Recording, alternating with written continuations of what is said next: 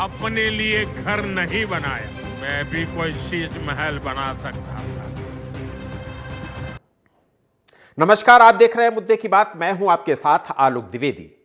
जैसे ही चुनाव का मौसम आता है, राजनीतिक दल वोटरों को अपनी तरफ खींचने के लिए फ्रीबीज यानी मुफ्त की योजनाओं की घोषणा करने लगते हैं। देश में चुनाव के समय बढ़ते इस रेवड़ी कल्चर पर आरबीआई भी चिंता जता चुका है। आरबीआई का कहना था कि चुनाव के दौरान की जाने वाली इन योजनाओं का असर सीधे सरकारी खजाने पर पड़ता है। दिल्ली में आम आदमी पार्टी और बीजेपी के बीच फ्री बीज को लेकर घमासान तेज होता जा रहा है। दिल्ली के पूर्व मुख्यमंत्री अरविंद केजरीवाल ने संजीवनी योजना, महिला सम्मान योजना और पुजारी ग्रंथि जैसी योजनाओं की घोषणा कर जनता का ध्यान खींचने की कोशिश की है। वहीं इन योजनाओं ने विपक्ष को नई रणनीति बनाने पर मजबूर कर दिया है। बीजेपी से रेवड़ी कल्चर कहते हुए आलोचना कर रही है।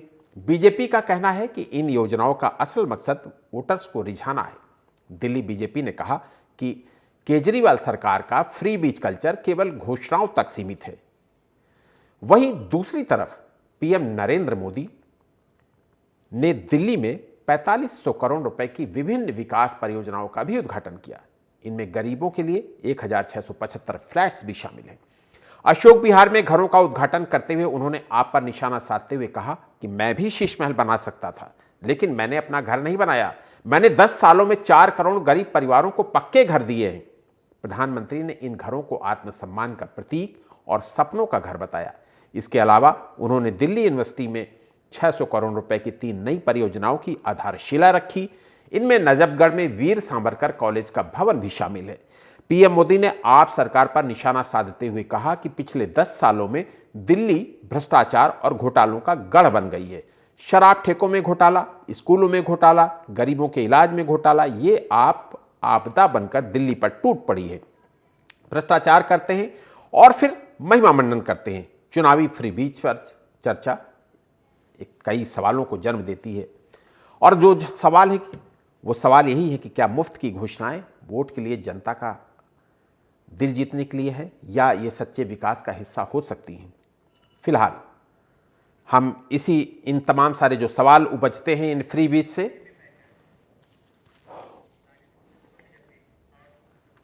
तो हमारे साथ इस चर्चा में शामिल होने के लिए कई खास मेहमान भी जुड़ेंगे, जिनमें से बीजेपी प्रवक्ता अविरल मलिक हमारे साथ जुड़ गए हैं। पॉलिटिकल एनालिस्ट तनुज दीक्षित भी हमारे साथ जुड़ गए हैं। कुछ देर में कुछ और भी मेहमान हमारे साथ जुड़ेंगे।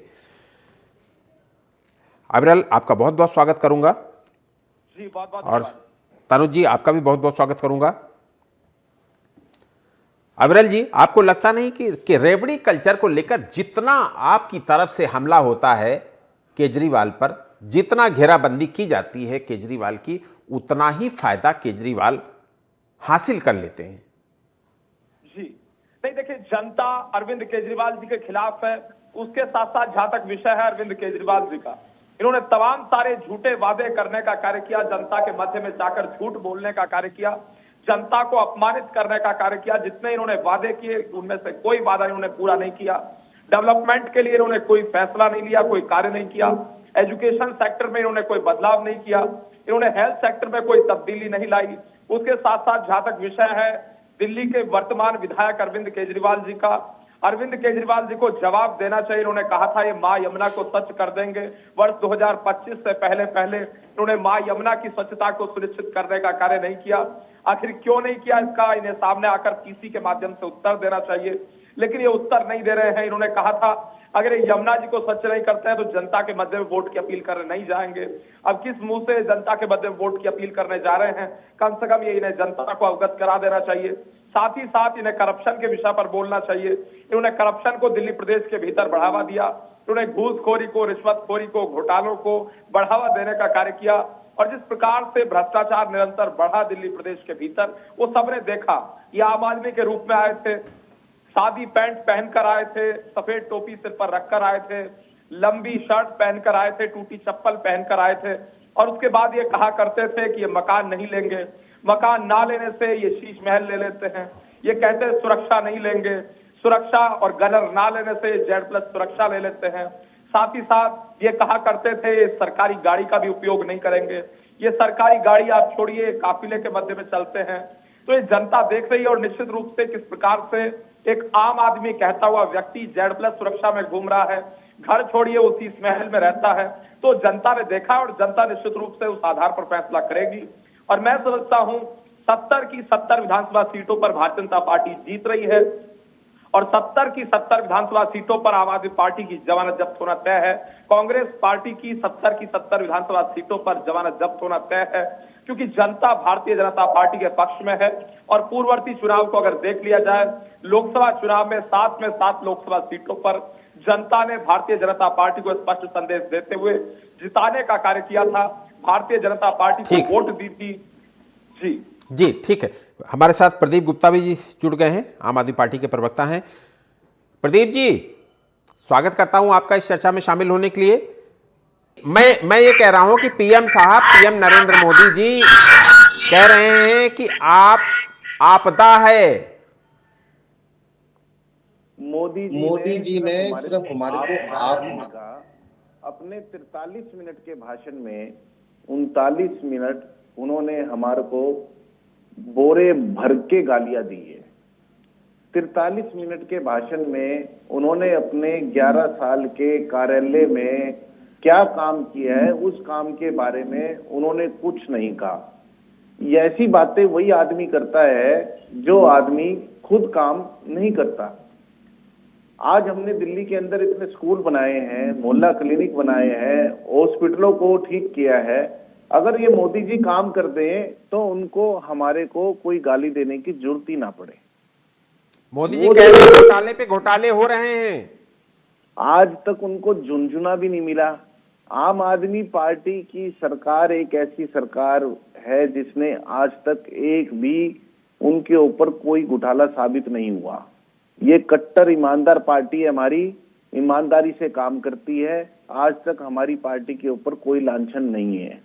इन्होंने हमारे को झूठे इल्जामों में फंसाने की कोशिश करी, लेकिन उसके अंदर भी ये पूरी तरह से नाकाम हो गए। ईडीआई, सीबीआई, पुलिस इन्होंने हमारे पीछे लगाई, लेकिन कोर्ट के अंदर जो भी इन्होंने हमारे नेता सत्येंद्र जैन जी, केजरीवाल जी, मनीष सिसोदिया जी, संजय सिंह जी को अंदर करा था, सारे के सारे पाक साफ बाहर आ गए हैं।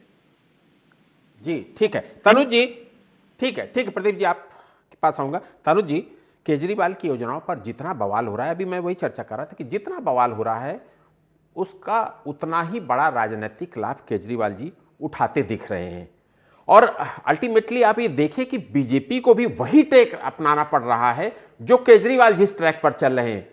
कल जो कुछ भी हुआ, 1675 लोगों को जो फ्लैट की चाबी दी गई, हालांकि ये पहले से भी ये योजना चल रही थी, लेकिन चुनाव के ऐन वक्त पर देना ये दर्शाता है कि आप भी उसी ट्रैक पर चल रहे हैं। इसके अलावा तमाम सारी जो अन्य घोषणाएं हैं वो भी ये साबित करती हैं कि बीजेपी को भी मजबूरन वही ट्रैक अपनाना पड़ रहा है जिस ट्रैक पर केजरीवाल आगे बढ़ रहे हैं। जी देखिए, अगर याद हो तो ये अन्ना हजारे जो आंदोलन सामाजिक कार्यकर्ता है, उनके द्वारा जन लोकपाल बिल की जो मांग थी, उस आंदोलन के दौरान कई नेता और खास करके आम आदमी पार्टी का एक कहीं शुरुआत कहीं ना कहीं हुई।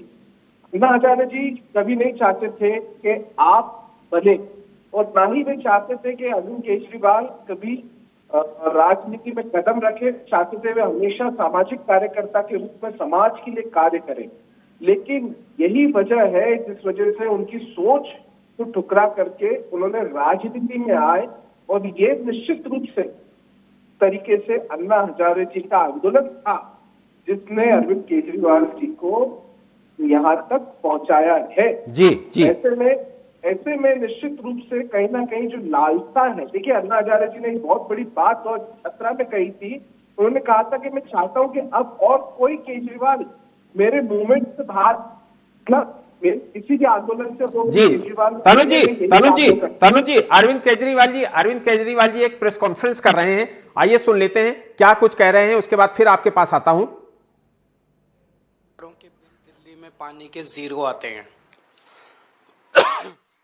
लेकिन जब मैं जेल गया, इन लोगों ने पीछे से पता नहीं क्या किया, कुछ तो गड़बड़ की कि लोगों के लाखों रुपए के, हजारों रुपए के हर महीने पानी के बिल आने लगे। लोग अपने पानी के बिलों को लेकर त्रस्त हैं। हमारे दिल्ली के लोग किसी भी बात से दुखी हों, परेशान हों, ये हम बर्दाश्त नहीं कर सकते। तो मैंने और भी कई मंचों से ऐलान किया है, लेकिन आज सार्वजनिक रूप से और औपचारिक रूप से मैं ऐलान करना चाहता हूं कि जिन लोगों को लगता है कि उनके बिल गलत आए हैं और उनके हजारों लाखों के बिल हैं वो गलत हैं, उन लोगों को अपने पानी के बिल भरने की ज़रूरत नहीं है, वो इंतज़ार करें। आम आदमी पार्टी की सरकार बनेगी, चुनाव के बाद हम उनके गलत बिल माफ़ करा देंगे। ये मेरा सब लोगों को वादा है, ये मेरी सब लोगों को गारंटी है। तो लोगों को चिंतित होने की, परेशान होने की ज़रूरत नहीं है। आम आदमी पार्टी उनके साथ खड़ी है। तो मुझे लगता है अबरल मलिक जी, आपने बात सुन ली होगी। एक और रेवड़ी, एक और दिल्ली वासियों को रेवड़ी चुनाव से ठीक पहले। अबरल मलिक जी। नहीं, देखिए, अरविंद केजरीवाल जी अपने उसूलों पर चलते हैं, अपने नियमों के बड़े पक्के हैं। इनका एक नियम है, उसी आधार पर ये चलते हैं। झूठ बोलो, बार बार बोलो, और तब तक बोलो जब तक वो जनता को सच ना लगने लगे। तो अब जनता इनके भ्रम में नहीं आने वाली है, जनता इनके गुमराह करने से अब गुमराह होने वाली कतई भी नहीं है। और दिल्ली प्रदेश का प्रत्येक नागरिक, दिल्ली का प्रत्येक सिटीजन, दिल्ली का प्रत्येक वोटर इस बात को अच्छे से जानता है। दिल्ली का प्रत्येक व्यक्ति पॉलिटिकली मैच्योर है, पॉलिटिकली अवेयर है, और प्रत्येक नागरिक जानता है जो अरविंद केजरीवाल बोल रहे हैं वो तथ्यों से परे है, बेसलेस है, और पूर्ण रूप से जो भी बोलते हैं वो झूठ बोलते हैं, जनता को ठगने का कार्य करते हैं। ये यमुना सफाई के विषय पर कुछ नहीं बोल रहे हैं, यमुना सफाई घोटाले पर ये नहीं बोलेंगे, तमाम सारे घोटालों पर नहीं बोलेंगे, साथ ही साथ दिल्ली दंगे के विषय पर नहीं बोलेंगे। इनका पूर्व पार्षद ताहिर हुसैन जो इनकी पार्टी में था, उस व्यक्ति के द्वारा दिल्ली में दंगे कराए गए थे, वो आरोपी था, उस विषय पर ये कुछ नहीं बोलना चाहते हैं। ये केवल जनता को भ्रमित करने वाले लोग हैं, और निश्चित रूप से वोटर वोट के माध्यम से इन चुनावों में इस बार इन्हें भ्रमित उल्टा कर देगा। इसीलिए इस बार सतर्क रहें और सावधान रहें। और अरविंद केजरीवाल जी की जमानत जब्त होना तय है, और कालकाजी सीट से आतिशी मारना, दिल्ली प्रदेश की मुख्यमंत्री की जमानत जब्त होना तय है। जी ठीक है प्रदीप जी, घोषणाओं पे घोषणाएं। एक और घोषणा, वाटर टैक्स सब माफ कर दिया जाएगा जिसका जिसका आया है। केजरीवाल जी की ये बात है, वो जो कहते हैं वो करते हैं।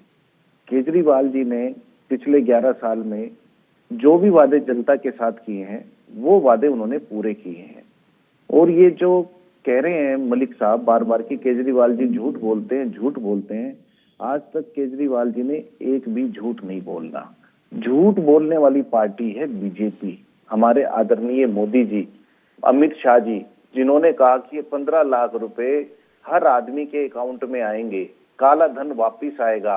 बाद में इन्होंने ये सब खुद कही, अमित शाह जी ने बात, कि ये 15 लाख रुपए की बात तो एक चुनावी जुमला था, ऐसे कोई किसी को पैसे देता है क्या? आज तक कोई काला धन वापिस नहीं आया। इन्हें 11 साल सत्ता में हो गए, आज तक अपने काम की एक भी उपलब्धि ये भरी सदन के अंदर बता नहीं सकते। जब ये पार्लियामेंट में बोलते हैं तो गांधी परिवार को, नेहरू परिवार को गाली देते हैं। जब ये दिल्ली के बारे में कुछ बोलते हैं तो सिर्फ केजरीवाल को गाली देते हैं, उसके ऊपर झूठे आरोप लगाते हैं। आज तक एक भी आरोप केजरीवाल जी की सरकार पे, किसी भी मंत्री पे सिद्ध नहीं हुआ। केजरीवाल जी ने आज तक जो भी बात कही है उन्होंने वो करके दिखाई है। चाहे वो बिजली की यूनिट फ्री करनी थी, पानी का 700 लीटर पानी फ्री देना था, महिलाओं को बस के अंदर फ्री यात्रा करानी थी, फिर बुजुर्गों को तीर्थ यात्रा करानी थी, सब उन्होंने फ्री में दी है। उन्होंने जनता का पैसा जनता को वापसी किया है। उन्होंने कोई लूट मचाई नहीं करी, उन्होंने कोई अपने घर नहीं भरे हैं। जी तनुज भाई, 2025 विधानसभा चुनाव दिल्ली का जो होने वाला है 2025 से अभी 2-4 दिन 5 दिन में घोषणा भी हो जाएगी इसकी। इस चुनावी मौसम में बीजेपी, आम आदमी पार्टी, कांग्रेस, जो तीनों प्रमुख दल यहां पर चुनाव लड़ रहे हैं, तीनों की तरफ से होड़ मची है घोषणाओं की। और एक और नई घोषणा केजरीवाल ने कि वाटर टैक्स जिनका लाखों लाखों का आया है, बिल आया है, वो सब माफ कर दिया जाएगा। उससे पहले महिलाओं के लिए घोषणा, उसके पहले बुजुर्गों के लिए घोषणा, उसके पहले ऑटो टैक्सी वालों के लिए घोषणाएं, और बीजेपी की तरफ से भी यही सारी चीजें देखने को मिल रही हैं। मेरा जो सवाल है आपसे वो ये है, चूंकि आप दिल्ली को बहुत अच्छे से समझते हैं, क्या ये रेवड़ियां दिल्ली के विकास के लिए ठीक है? क्या ये रेवड़ियां लोकतंत्र के लिए ठीक हैं? देखिए, फ्री बीज के लिए तो लास्ट ईयर सुप्रीम कोर्ट में भी एक पिटीशन फाइल हुई थी। उसमें सुप्रीम कोर्ट ने संज्ञान लेते हुए भी इस पे दिशा निर्देश दिए, लेकिन उसके बावजूद भी यहाँ पर हम एक महत्वपूर्ण मुद्दे पर चर्चा करें कि एक वोटर को क्या पसंद है और उसको क्या मिलेगा एक पार्टी को, एक दल को चुनने के बाद में, ये निश्चित रूप से वोटर को समझना होगा।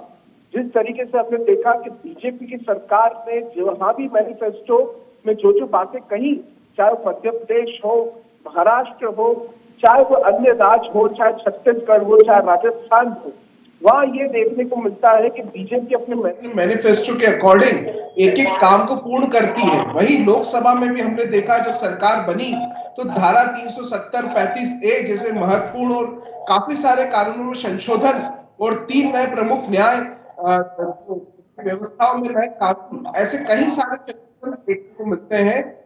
लोगों का आधार विश्वास एक पार्टी के प्रति बढ़ता है। लेकिन वही अरविंद केजरीवाल 3 बार मुख्यमंत्री रहे 11 सालों में, 3 बार, और 1 साल तो याद हो 14 से 15 राष्ट्रपति शासन भी था।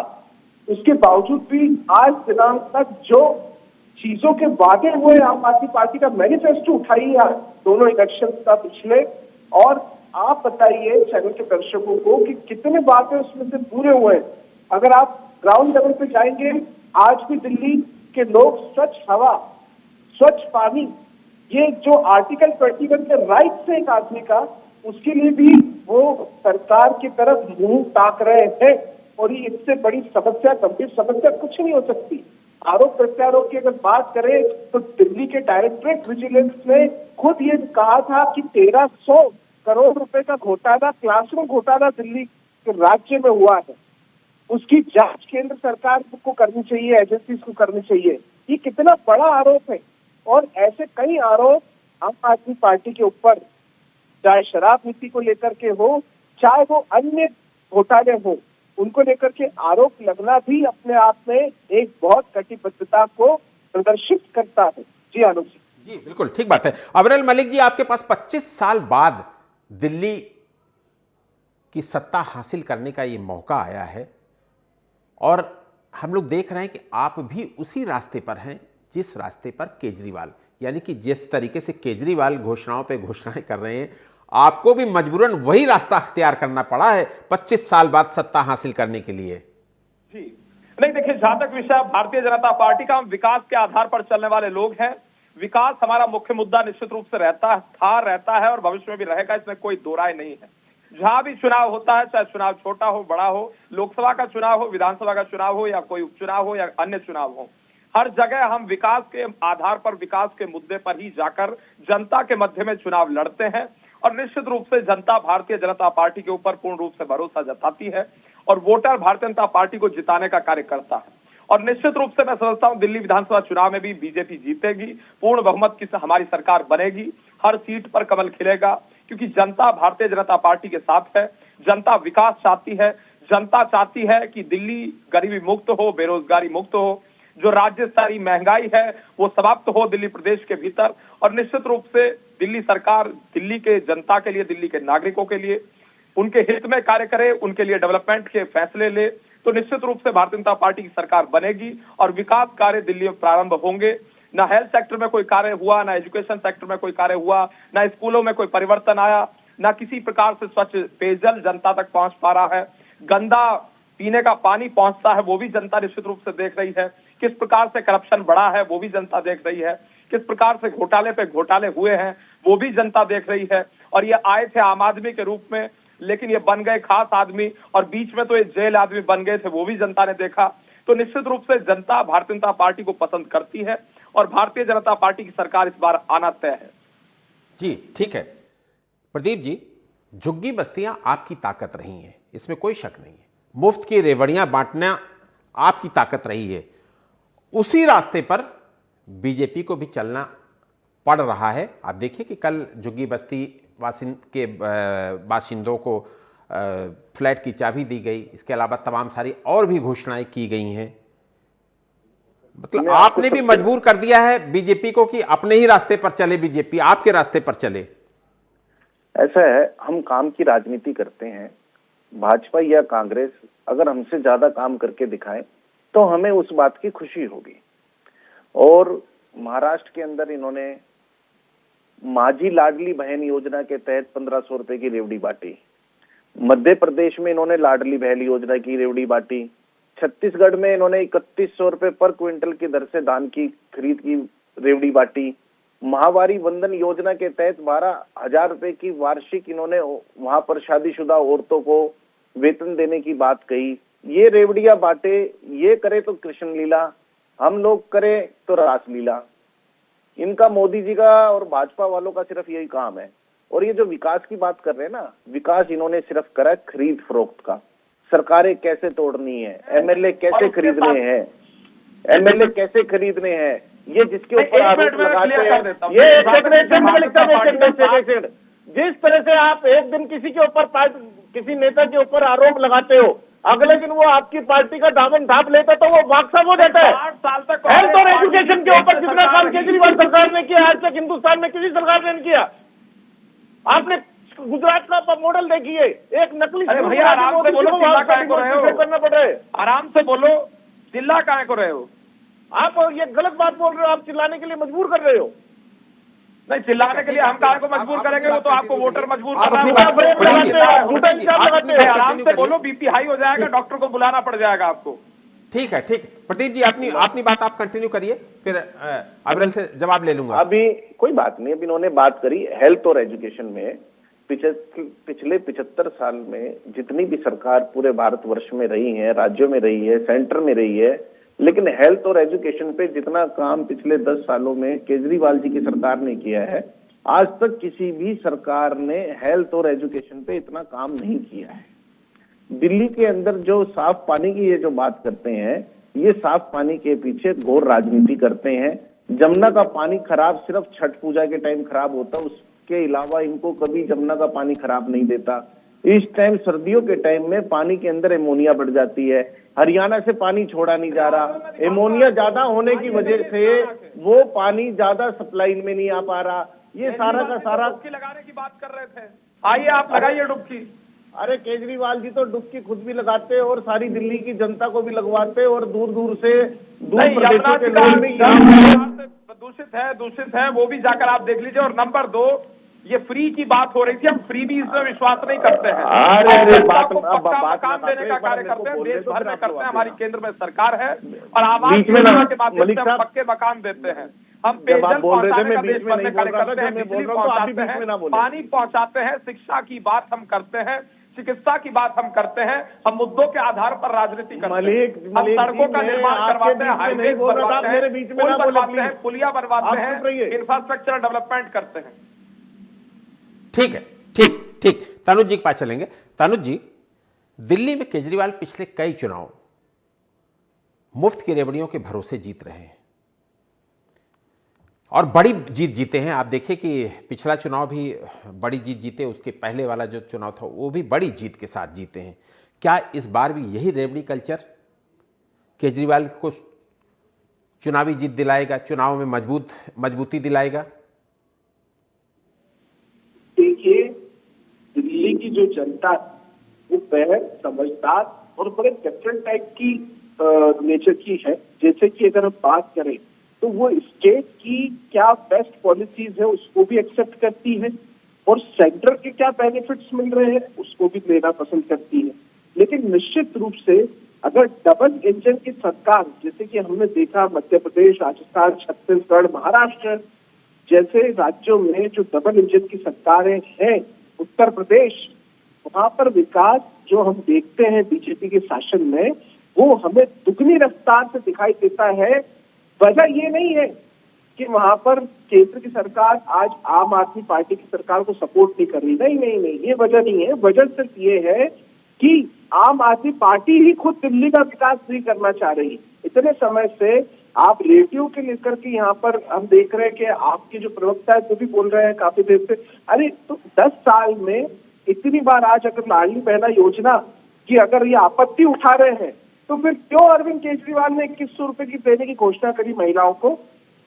अगर इनको लाडली बहना योजना इतनी बेकार योजना लगती है, महिला सशक्तिकरण की अगर ये बात करते हैं, तो फिर क्यों ये अपने मैनिफेस्टो में 2100 रुपए की घोषणा करते हैं? जी ठीक है अंत मत करो भैया।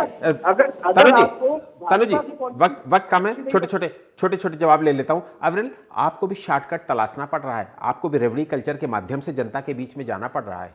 जी नहीं, देखिए हम फ्रीबीज में कतई भी विश्वास नहीं रखते हैं। जो बेसिक चीजें जो आवश्यक हैं वो जनता को मिलनी चाहिए, जो जनता का अधिकार है वो जनता को प्राप्त होना चाहिए। अगर हम अनाज वितरित करने का कार्य करते हैं, गरीब के भोजन की अगर हम चिंता करते हैं, तो आम आदमी पार्टी और कांग्रेस पार्टी को समस्या होना स्वाभाविक है।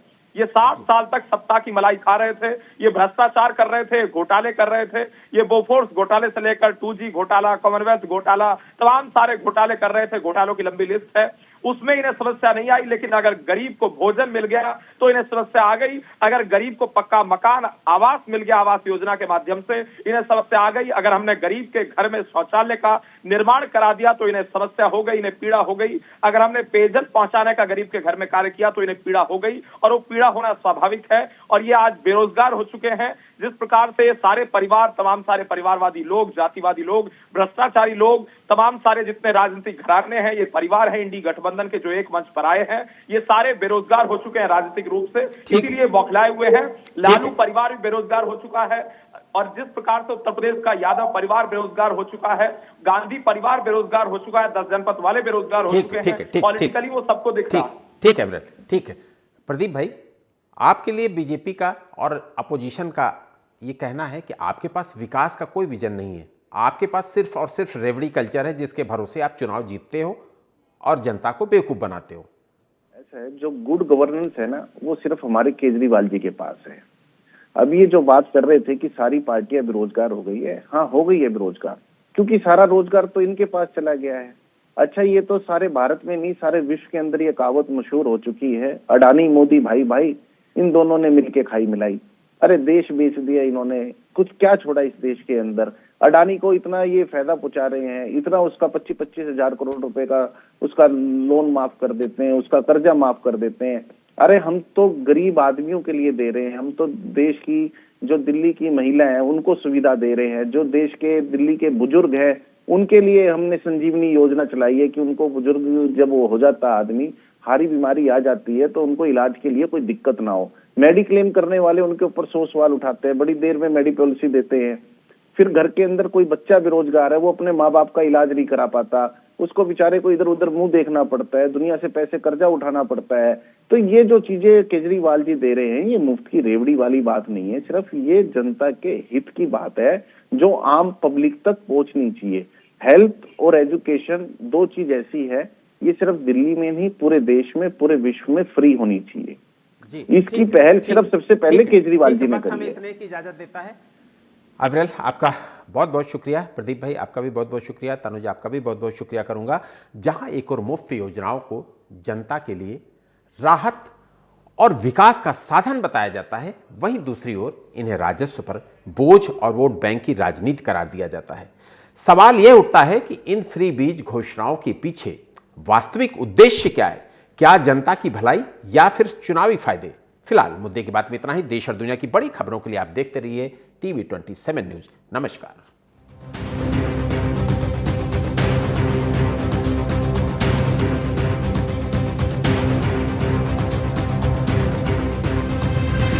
मोदी ने अपने लिए घर नहीं बनाया, मैं भी कोई शीश महल बना सकता हूं।